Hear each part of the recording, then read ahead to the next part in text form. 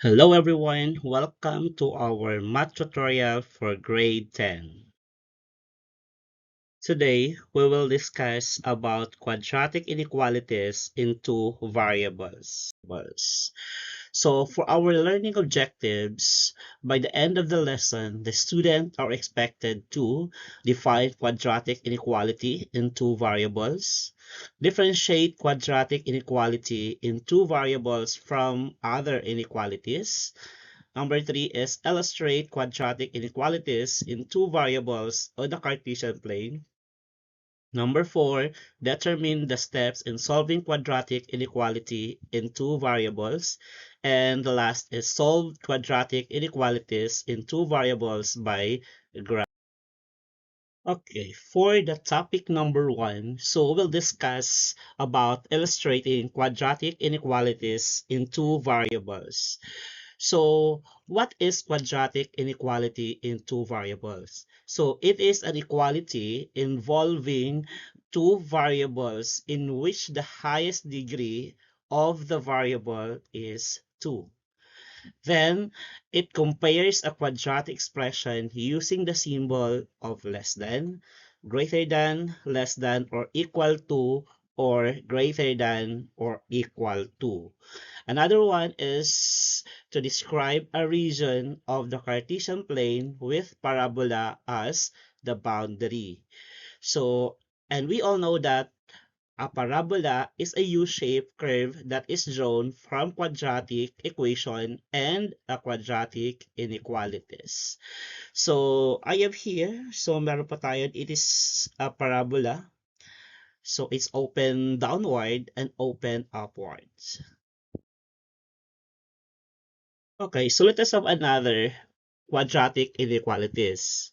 So it is a two variables can be written in any of the following forms where A, B, and C are all real numbers and A is not equal to 0. Ibig sabihin, the value of A is not equal to 0. Okay, so y is less than to ax squared plus bx plus c. Y is greater than ax squared plus bx plus c. Y is less than equal to ax squared plus bx plus c, and y is greater than equal to ax squared plus bx plus c. So let us have an example. Y is less than 2x squared plus 3x plus 1. So meron tayong value of a, b, and c, and a is not equal to 0. Another example is like this. It also a is not equal to 0. Then another example is this also have not equal to 0 yung a natin. Then the last is also the a is not equal to 0. So it means ito po ay a, b, and c. So the highest degree is 2. So ibig sabihin, it is a quadratic. So take a look po yung graph natin, which is the parabola. So we have a is equal to negative, and like for example is y is greater than equal to negative 3x squared plus 2x minus 3. So ibig sabihin, kapag po yung value of a natin is negative, so the graph is, ito yung graph natin. Kapag po a is negative, ibig sabihin po, it is an open and downward. So how about if A is positive? So like for example, this one. So A natin is 3. So it's positive. So ibig sabihin, our parabola is open upward. Okay, so let us have another terminology about quadratic inequality in two variables, which is the vertex. So what is the vertex? So vertex is the turning points of the parabola. So it represents the minimum if a is greater than to 0 or a maximum if a is less than to 0 value. So it is usually denoted by h and k, where h is equal to negative b over 2a and k equal to 4ac minus b squared over 4a. So it is to find the value of h and the value of k. So kapag hinahanap natin yung h, we will use this formula, If k naman po ang hanapin, we will use this one. Okay, so let us see the graph, the parabola, which is asan po dyan yung vertex natin. So vertex natin is yan. So another is the vertex. So that one is our vertex, and the maximum point and the minimum point. So, tandaan po natin, kapag sinabing maximum point, if A is less than 2, 0, and the minimum is A is greater than 2, 0. Okay, so let us have another terminology about quadratic inequality in two variables, which is the axis of symmetry. So what is an axis of symmetry? So it is a vertical line through the vertex that divides the parabola into two mirror image halves. So it is also the value of h in the vertex. So ibig sabihin, our axis of symmetry is the value of h. So we all know that the formula in finding h is equal to negative b over 2a. So take a look again the graph natin, which is the parabola. So asan po dyan yung axis of symmetry? So sabi nga po dito is into two mirror image halves. So we all know that our vertex is here. So kapag draw natin yung line, so draw natin yan. So this one is our axis of symmetry, yung kalahin natin o halves, the image or the mirror image. So that would be our axis of symmetry. Okay, so let us have another terminology or the unlocking vocabulary about quadratic inequality in two variables, which is the boundary curve. So it is the boundary between the solution set and not solution of quadratic inequality in two variables. We have this. So again, take a look again our graph. So the solid curve, we will use the solid curve if the given equality is less than or equal to or greater than or equal to. So, gagamitin naman natin yung broken curve if it is less than or greater than. Again, so take note again.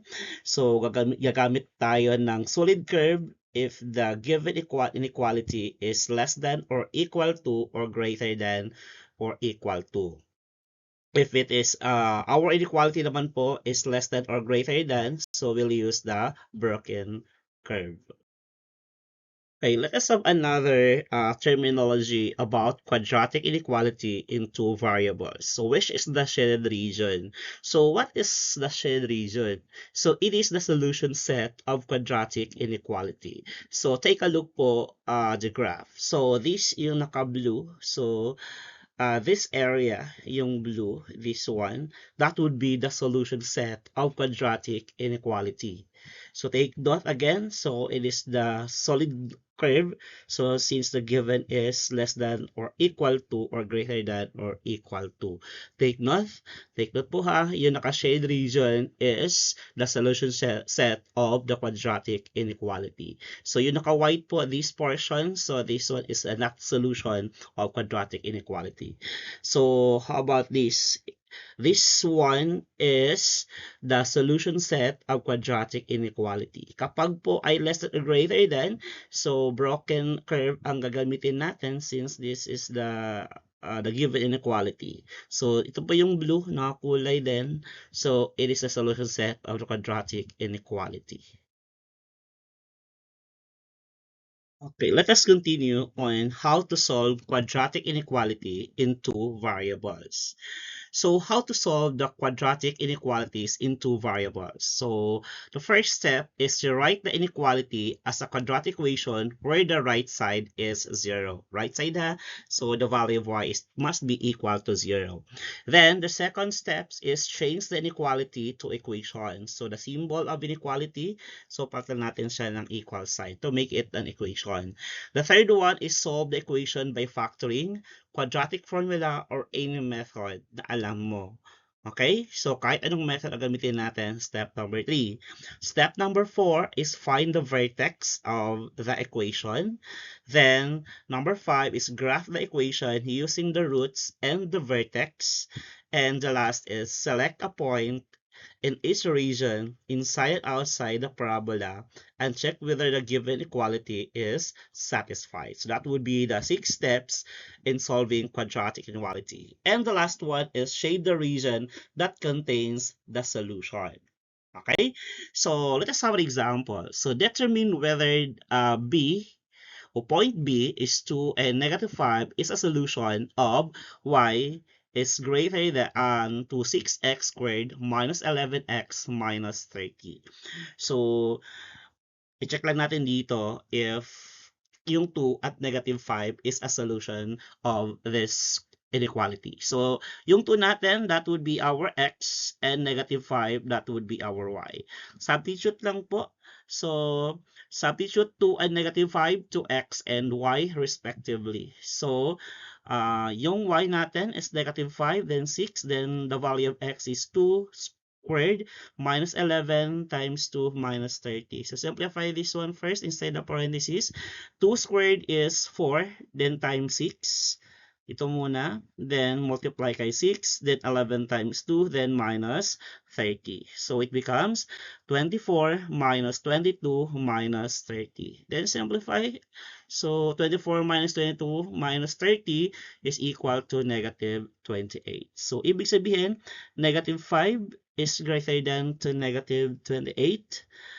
Okay, since the given point satisfy the inequality, so 2 and negative 5, so it is a solution. We all know that negative 5 is greater than to negative 28. So it is a true solution. So ibig sabihin, ito, yung 2 and negative 5 is a solution for this inequality equation or the quadratic inequality. Okay, let us have another example. Let us determine whether point A, 1, 4 is a solution for this inequality. So again, so let's substitute 1 and 4 to x and y respectively. So our x is 1 and our y is 4.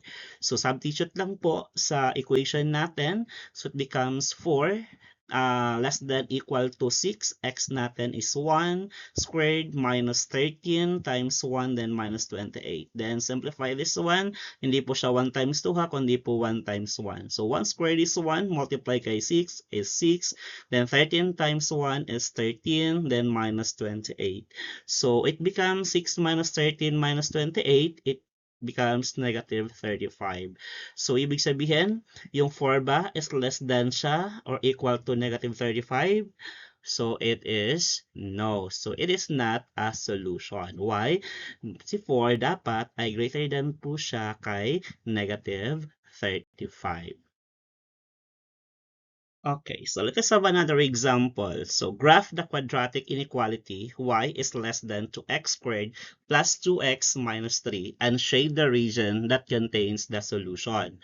So step number 1, so rewrite the inequality as quadratic equation where the right side is 0. So in short po yan is yung y, papalitan po natin siya ng 0. So it is 0 less than 2x squared plus 2x minus 3. So step number 2, change the inequality to equation. So yung symbol ng inequality, gawin natin siyang 0. Equal sign rather. So it becomes x squared plus 2x minus 3 is equal to 0. So next step po is solve. AD method. So ano yung mas comfortable kayo by using the quadratic formula or direct factoring? So for this, since it is basic lang, so ano po yung factor ng negative 3 kapag pinag-add natin is positive 2. So it is negative 3, 3 and 1 only.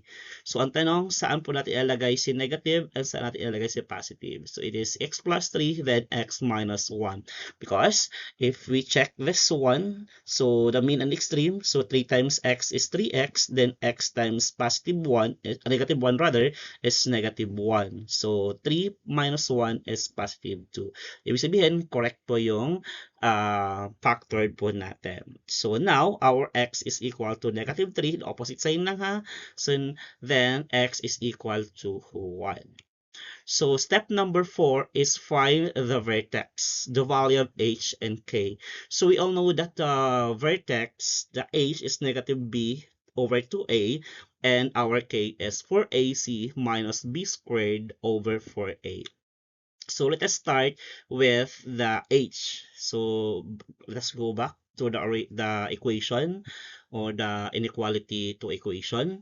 So it's xy plus 2x minus 3. So we all know that our a is 1, b natin is 2, and c natin is negative 3. So apply natin yung formula po ng h. Since our b is 2, so it is negative 2 over 2. Our a is 1. So negative 2 over 2 times 1. 2 times 1 is 2. So, the negative 2 divided by 2 is negative 1. So, sabihin, our h is negative 1. Ngayon, how about your k, the value of k?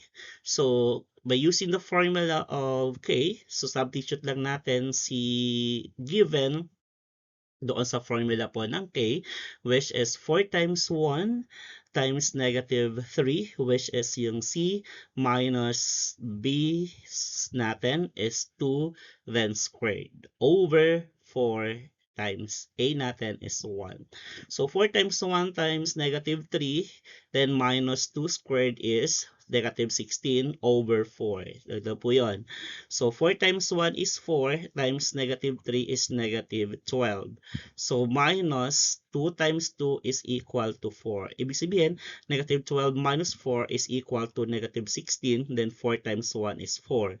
So negative 16 divided by 4 is equal to negative 4. So now, our vertex is negative 1 and negative 4. Again, meron tayong x. Our x here is negative 3, 0. By the way, negative 3, 0 and negative 1, 0. Kasi ipaplot natin ito mamaya sa Cartesian plane. Okay, so let us proceed sa step number 5. So, step number 5 is graph na tayo kay y less than 2x squared plus 2x minus 3. So, yung graph natin is broken curve since it is less than. Okay?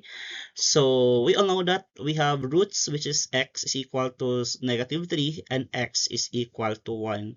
So, the coordinate points here is negative 3, 0, kasi ipapat natin ito sa Cartesian plane. So, 1 and 0. Since our vertex here is negative 1 and negative 4. So, paano mag-graph? So, gawa muna tayo ng Cartesian plane. Since our vertex roots natin is negative 3, 0, 1, 2, 3. So, nandito siya. And another one is 1, 0. So, nandito siya. So, lagyan natin ng solid point. Then, vertex natin is negative 1 and negative 4. So, 1, 2, 3, 4. So, and then, so 1 ito. So, nandito po siya. So, since our leading coefficient is positive, so open upward. So, upward tayo. So, broken line tayo. So, di natin kung makita sa blue. So, pagpasensya natin na lang muna. So, okay. So, broken po ang gagamitin po natin na line o broken curve tayo. Okay. So this one is our graph. So, the question is, alin po dito yung solution set or the correct solution? Okay, so we'll try sign testing kaya po ginawa natin doon sa one variable. So, let us try inside and outside. So, sa loob at sa labas po ng graph natin. So, this one is the inside and this one is our outside. So, pumili lang po tayo ng isang coordinate points or ordered pair sa inside and isa sa outside. So, para hindi tayo mahirapan, so sa inside, pumili na pa ako dito sa vertex sa 0 and 0. So, I use 0, 0 and balik po tayo doon sa original equation or doon sa factored form. It depends on you kung ano pong gagamitin po ninyo. So dito ang ginamit nyo po is yung original equation. Substitute lang po si this one is our x and this one is our y. So substitute lang po. So 0, since 0 ito ay cancel na ito, this one also is cancel. Ang natira po is 0 is less than to negative 3. So, true or false po siya, or correct or incorrect solution. Since 0 is greater than to negative 3, sabihin, it is a false. False tayo dito. So, letter F, kasi mas mataas dapat si 0 eh. Okay, so let us try naman yung outside. So, I tried 2 and 2. So, ito yun, 2. So, is 1 and 2. So, nandito po siya. So, outside, nasa labas po siya ng graph natin. So, 2 and 2. So, substitute also. So, pwede rin dito, pwede kayo dyan sa labas. So, any part po, pwede rin dito. Sa area na ito, pwede rin dito. Basta outside the graph. So, I tried 2 and 2. So, substitute ulit. X and y. So, it becomes 2. 2 raised to 2. Then, 2 times 2 minus 3 is 2 is less than to 5. So, ibig sabihin, so this one is false and this one is true. So, ibig sabihin, saan tayo mag-shade? Doon sa correct solution or true solution. So, ibig sabihin, so kung ito yung graph natin, so hanggang dito, so pwede yan hanggang dito. So, i-shade natin is yung ito. Okay, wait lang. Green tayo sa green. So, i-shade natin yung itong part na ito, yung outside. So, ito yung i-shade natin. Okay? So, ito yung shade natin. So, pagpasensyahin na po tayo. So, that would be our okay, so our final answers, therefore, all the points in the shade region are the solution of y is less than 2x squared plus 2x minus 3. Okay, so pakita ko sa inyo yung correct graph po natin para mas hindi po tayo maintindihan lalo. So this is our graph. It looks like that one. Okay, so ayan.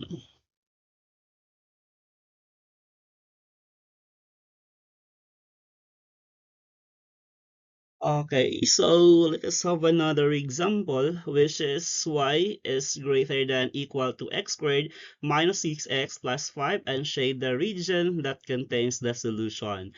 So, ibig sabihin, our graph here is a solid curve since it is greater than or equal to. Okay? So, step number 1, as usual, so gawin natin yung y na 0. That would be step number 1. Step number 2, change the inequality to equation. So, maging x squared minus 6x plus 5 equal to 0. So, then, after that, apply our knowledge in factoring. Pwede rin naman po quadratic formula or any method na alam nyo po. Ang tanong dyan, anong factor ng 5 kapag pinag-add natin is negative 6. So, it is 5 and 1. Since it is negative and positive, so the sign is negative and positive. So, ang gagawin po natin dyan is both negative. Why? Negative times negative is positive, then negative plus and negative is negative. So, solve for x. So, our x is positive 5 and positive 1. That would be our roots. Or, kung ipapat natin later on sa coordinate, sa Cartesian planes, it becomes 5, 0, and 1, 0. So, yun po. So, next step, number 4 is vertex. Yung vertex natin, solve natin si h at saka si k. H natin is negative b over 2a and k natin is 4ac minus b squared over 4a. So, substitute lang po. And we all know that our a is 1, b natin is negative 6, c natin is 5. So, substitute. So, negative b over 2a. So, we all know that our b is negative 6 times negative, so it becomes positive. So, 6 over 2 times 1. Again, bakit siya naging positive na lang? Kasi ito ay negative and this one is negative. So, negative times negative is positive. So, 6 over 2 or 3. So, ma-ish na tayo na 3. So, next naman po is solve naman natin yung K. So, substitute lang din, same kanina. Yung A natin is 1, C natin is 5, B natin is negative 6 squared, and A natin is 1. So, 4 times 1 times 5 is 20. Then, negative 6 times negative 6 is 36. So, 20 minus 36. So, it becomes negative 16 over 4 or negative 4. So, ibig sabihin, our vertex is 3 and negative 4. So, ganun lang kasimple, kadali po yan. Okay, let's proceed to step number 5. So, step number 5 natin is to graph. So, meron tayong roots which is 5 and 1 since it is x minus 5 and x minus 1. So, it is 5 and 0, and this one is 1 and 0. So, our vertex here kanina is 3 and negative 4. So, gawa muna tayo ng Cartesian plane. So, gawa muna tayo ng ganito. So, then, i-plot natin. So, plot natin, wait lang, ayusin natin. Erase na natin ito. Erase natin. So, ayusin natin yung Cartesian plane natin. Okay, so, okay, ganon. So, and then, so plot natin 5 and 0. Bilang lang tayo dito, i-block natin. So, 1, 2, 3, 4, 5. So, ibig sabihin, nandito po yung isang roots natin. So, another one is 1, 0. So, nandito siya. So, nandito. So, and then our vertex is 3 and negative 4. So, 3. So, 3. And so, kwan tayo? Bilang tayo. So, 1, 2, 3, 4. So, positive 3. And this one is negative 4. So, di tayo. So, since po ay greater than or equal to solid curve po ang gagamitin natin. So, ito lang po siya. So, mahirap mag-solid. Okay, so, okay, wait lang. Erase natin. Ayusin natin yung graph natin. So, okay, so again, so 1, dadaan po dito. Then, okay, so yun. Ayan. So, yan. So, pagpasensya na lang po natin yung graph natin.